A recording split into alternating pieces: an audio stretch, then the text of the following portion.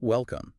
We're taking a look today at some source materials provided specifically for you, all focusing on Eau Claire, Wisconsin. Yeah, we've got quite a collection here, things covering, historical resources, Yeah. what university life is like, a really detailed guide to sports facilities, and some local highlights, too. Right. And our plan is to sift through all this information together, pull out the most compelling details, and really try to build a vivid picture of Eau Claire based just on these sources. Exactly. Let's get into what makes this city tick, according to the materials you've given us. All right, let's start with the foundation's history and knowledge. The sources really emphasize preserving local history, and they mention the Wisconsin Area Research Center network. That's a really interesting setup. It was established about 50 years ago, relative to 2013, so back in the 60s and 70s. As a partnership, it involved the Wisconsin Historical Society and UW campuses. And the goal was making local history more accessible. Pretty much, making it easier for people to study local resources. And the Eau Claire ARC, the Area Research Center there, that was one of the early ones, started at UWC in '62. That's right. And these centers, they focus on materials from their specific geographic area. So what kind of stuff are we talking about? Well, unique things like manuscript collections, Mm-hmm. personal diaries, letters, old business records, but also maps, local government documents. Think court records, tax rolls, city council minutes, that kind of thing. Wow, sounds like a gold mine for anyone doing local research. And there's this network aspect you mentioned across the state. Absolutely. And this is, I think, one of the key things. Researchers aren't just stuck with what's physically in Eau Claire. Okay. They can actually request materials, archives, and manuscripts from other centers in the network anywhere in Wisconsin. And get them sent to Eau Claire. Exactly. They have them transferred locally, so you can use them right there. So you don't have to drive all over the state. That's huge. It really is. It uses the state's library delivery system, and the Historical Society helps facilitate it. And importantly, there's no charge for this. It really opens up access. And if you're interested in the university itself, UWC, the ARC, is the place for its history too. That's right. It's the official repository. So documents, publications, stuff dating all the way back to the university's founding in 1916, old student newspapers, yearbooks, it's all there. And physically, where is it located? It's inside the McIntyre Library, up on the 5th floor, part of the Special Collections and Archives area. Okay. And people can find out what's available using something called ARCAT. Yeah, ARCAT. That's the statewide archives catalog. You can search it online, figure out what you need, and then arrange for it to be there or transferred. Cool. So sticking with McIntyre Library, the sources talk about some other things happening. There's some recent changes. There was an interesting project with the reference desk. Oh, yeah, this was great. A really nice collaboration. Library staff felt the old desk just wasn't very noticeable, kind of blended in. Lacked presence, maybe. Exactly. They needed something more welcoming, more of a focal point. And they ended up working with a sculpture professor. Jason Laka, yeah, an Wow. assistant professor. He helped turn this need into a service learning project for some art students. So Kelsey Temenson and Emily Holtman got involved. Right. And their idea wasn't just, put up a sign. It became much more ambitious. What did they propose? After talking with the library folks about what the desk is for, they decided to design and actually build a whole new facade for the front of the existing desk. And I love the detail about the miniature cardboard model they made. Ah, yeah. Must have worked because their design got picked, and they really poured themselves into it, worked right through their winter break, way more hours than the project required. That's dedication. And then getting the finished piece to the library, that sounds like a story in itself. Oh, definitely. Imagine this big, handcrafted, glossy wood piece. They had to put it on 2 hand carts and wheel it across the pedestrian bridge. In January. In January, across the snowy bridge from the art building. Quite the effort. But the reaction sounds like it was worth it. Absolutely. The staff loved it. It really anchors the entrance now, and it's a fantastic showcase of student work. And the artists felt good about it too. Yeah, they talked about how meaningful it was. Kelsey mentioned it gives direction, a sense of formality. And Emily felt that pride, like transitioning from student to artist. Exactly that moment. They even held a reception for them. It was a big deal. That's great. The library is also thinking strategically about its space, right? Yeah. How students use it. Yeah, they have a space planning committee. They've been doing surveys, mapping usage, trying to understand how students actually learn in the library, especially with new buildings possibly changing traffic patterns on campus. And this actually led to changes. Not just reports sitting on a shelf. No, real changes. They saw students needed more group study space, so they created more of those areas and put them in spots with nice views of the campus mall. And practical stuff too, like adding power outlets to study carols because, laptops. And they even made some dedicated individual study rooms for a quiet focus. Little things matter too, like the hot water dispenser. Definitely. Simple, but appreciated, I'm sure. And speaking of practical changes, there was a huge upgrade to how you search for things in the library, starting around late 2012. Ah, the Primo Resource Discovery Tool. That's the one. And it's a pretty fundamental shift from older system. How so? What was wrong with the old ways? Well, you had the traditional catalog, mostly for physical books. Then you had federated search, which tried to search multiple databases at once when you hit enter. But that could be slow, sometimes clunky.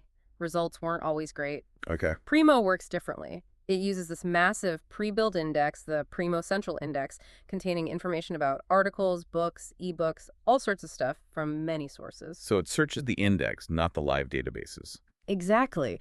Because everything's already indexed, the search is incredibly fast, and it searches across local library stuff and huge global resources all at once. The algorithms are smarter too, so you tend to get more relevant results right at the top. Sounds powerful. And widely used. Oh, yeah.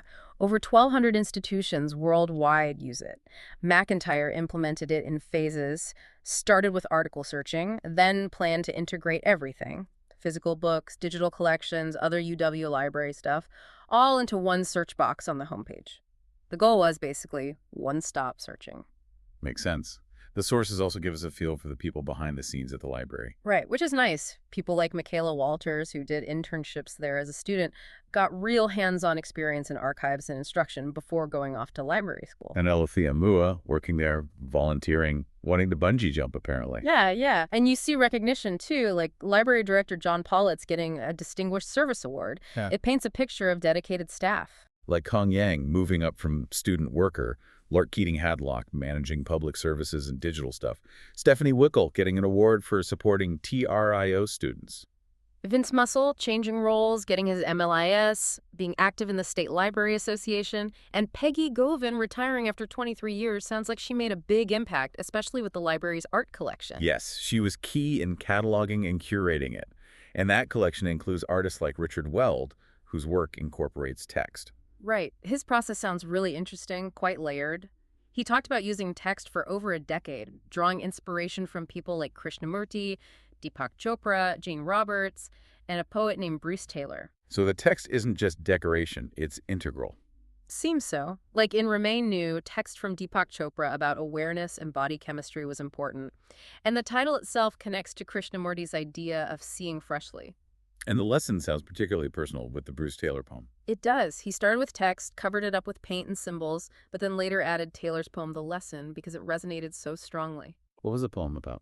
Weld described it as having this simple, powerful repetition. Pay attention. This is everything.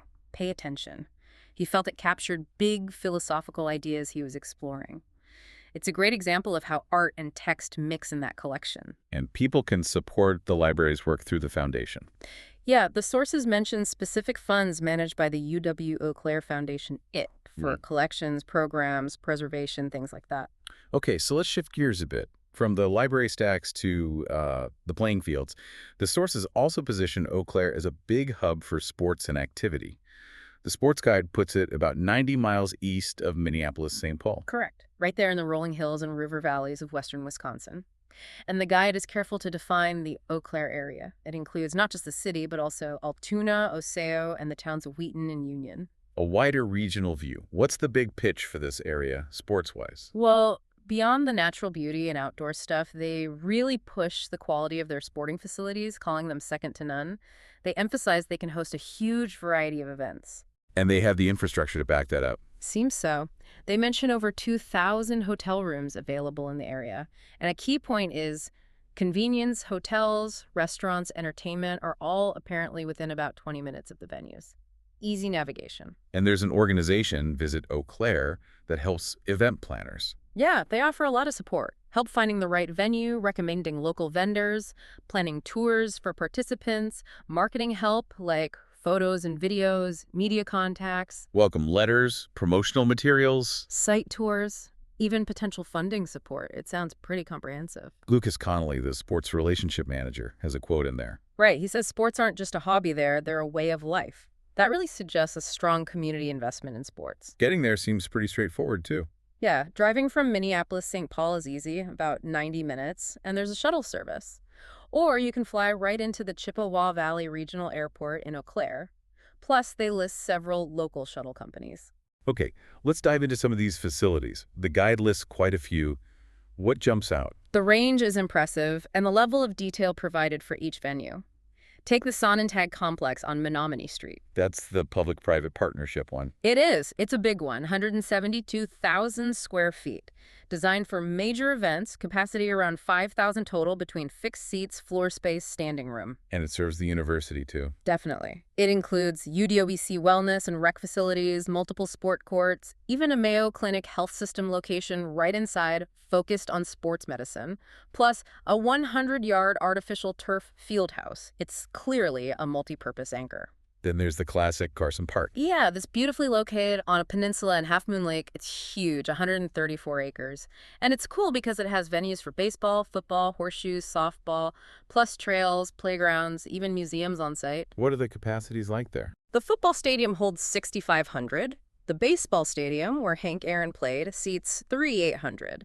And the sources give specific fence dimensions for the baseball field and the different softball fields in the park, like Gillian and Hobbs Field. Okay. And for indoor ice? Hobbs Municipal Ice Center. Over 90,000 square feet. It's got 2 full-size NHL ice sheets and a smaller studio sheet. Home to the UWEC Blue Gold hockey teams. Again, the sources list specifics like seating and ceiling heights for each rink. Clearly a lot of baseball and softball happening, with multiple parks listed. Oh yeah. Mount Simon Park has 2 lighted baseball fields on its 49 acres, plus disc golf. Jeffers Park is described as a newer development, a complex with 5 baseball-softball fields, playgrounds, trails. The field specs suggest, maybe for youth leagues, slightly different dimensions. And a dedicated soccer park. The Eau Claire soccer park, called the most popular park, it has 9 fields of various listed sizes. They note it's not lighted, but it's clearly the main soccer spot. Bollinger Field sounds like another big multi-sport place. It is. 40 acres. 5 softball fields, 3 soccer fields, even a rugby field. And many of these are lighted. The sources get really specific here. Dimensions for different U-level soccer fields, fence distances for the various slow-pitch softball fields. Seymour Ball Club adds even more softball fields. 6 more, yeah. Plus batting cages, tennis, basketball. Again, specific fence dimensions listed for each of the 6 fields, showing some variety. And indoor tennis has a dedicated facility. Yep, the John and Faye Menard YMCA Tennis Center. 8 indoor courts open to the public, but also home to UWE tennis. Has locker rooms, all the usual amenities. Now, for something maybe a little different, winter sports venues. Right, like the Silvermine Speed Jump. That's pretty unique. A historic 90-meter jump on Silvermine Drive. They host an annual invitational, apparently draws international jumpers. Just one hill, but it's lighted. And there's another ski hill mentioned. Mount Washington Ski Hill. This one has 4 lighted hills, ranging from a small 7-meter up to a 55-meter hill. And for trail users, hiking, biking, skiing. Lowe's Creek County Park sounds fantastic for that. 250 acres. Extensive trails, the sources specify 13 miles of technical single track for mountain biking, plus a 50-mile double track system, mainly used for cross-country skiing in winter. And they manage winter use carefully. Seems so. They mention separate groomed trails for snowshoeing and pets, away from the ski trails, and also groomed winter biking trails. The guide also includes places a bit outside Eau Claire proper, but still in that defined area. Exactly. Like John Sony Field in Osseo. It's a lighted baseball field, home to the Osseo Merchants amateur team, hosted state playoffs. Has a pavilion, grandstand seating. And Wheaton Park in Elkmount. That sounds like a real community hub. 63 acres, lots of woods, just packed with amenities, playgrounds, tennis, basketball, gaga ball pit, multiple ball fields with specific stats provided for each. Batting cages, sledding hill, ice skating trails, even snowmobile access. Wow. Really covers a lot of bases. McDonough Park gets a special mention. Pickleball. It boasts 12 pickleball courts, along with basketball, fishing access on Dell's Pond, playground, usual park stuff. And the Fairfax baseball fields are described as state-of-the-art. It's a 3-field complex. Again, details on lighting, base distances, fence distances, batting cages for the main south field, and the 2 Little League fields. Lastly, back on the UWEC campus, the main indoor athletic building. The McPherson Center, that houses a lot. Mm. The swimming pool, natatorium, the main gym for basketball, volleyball, weight room, and then the 8 Olson addition, which has an elevated indoor track, indoor tennis courts, racquetball courts, and sports medicine facilities. And supporting all these venues across the region are those 2,000-plus hotel rooms you mentioned earlier. Right. It shows they have the capacity to bring people in for tournaments and events hosted at all these different facilities. Okay, let's wrap up with some of those fun, kind of quirky facts the sources throw in about Eau Claire. They add some real flavor. Yeah, these are great little nuggets. First off, the nickname City of Bridges. Which apparently makes immediate sense when you get their bridges everywhere. Then there's the claim, Cub Capital of North America. Okay, remind us what Cub is. It's that Scandinavian lawn game. You throw wooden batons to knock over the other team's wooden blocks or cubs. Right. Popular there, apparently. Seems so. Also, the area has over 70 miles of connected bike trails. Which link up parks, downtown, scenic areas. Yeah. Really woven into the fabric of the place. Economically, the sources point to Menards, Inc., Mayo Clinic Health System, and the Eau Claire Area School District as key players. And here's a surprising one, largest grower and producer of horseradish. Yep, home to Silver Spring Foods, Inc. A huge chunk of the nation's horseradish comes from right there. And as of 2022, they claimed the title for the #1 largest sculpture tour in the U.S. With over 80 sculptures around the city, earned it another nickname, Art Claire. It's also known as the home base for the musician Bon Iver. Justin Vernon, yeah. His acclaimed music project really took off from Eau Claire, known for that distinct atmospheric sound. And the university, URES, has its own flattering nickname. Wisconsin's most beautiful campus. High praise. The city's name itself tells the story too, doesn't it? Eau Claire, French for clear water. It refers to the Chippewa and Eau Claire rivers that meet in the city. And finally, a piece of baseball history connected to Carson Park. A big one. Hank Aaron made his professional debut there, played for the Eau Claire Bears back in 1952, started his incredible journey right in that park. It's really something, pulling all these threads together from the sources. You get this image of a place that values its history, invests in education and the arts, but is also deeply committed to sports, outdoor recreation, and has these really unique local identities, like the horseradish and cub. Absolutely. We've seen everything from the detailed work in the archives and the libraries focus on student learning and art, to this incredibly extensive network of sports facilities catering to almost everything imaginable, supported by community organizations and tourism efforts. When you consider all these elements presented in the sources, the historical preservation, the university resources, the massive sports infrastructure, the art scene, these quirky local facts, it really prompts you to think about how they might all weave together. Exactly. How does that historical consciousness maybe influence community development today? Do the university resources feed into the local arts or sports scenes? What does having such a focus on trails and parks and fields say about the lifestyle or priorities there? It's interesting to ponder how these different facets, detailed in these specific materials, might connect and shape the overall character of Eau Claire.